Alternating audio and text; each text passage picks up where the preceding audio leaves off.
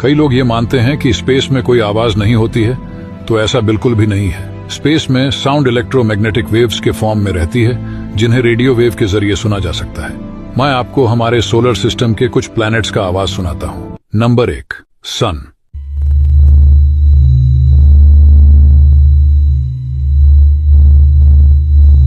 Number 2, Venus.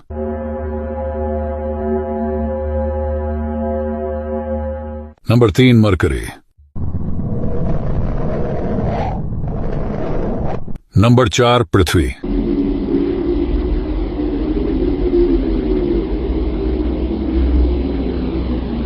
Number 5, Mars.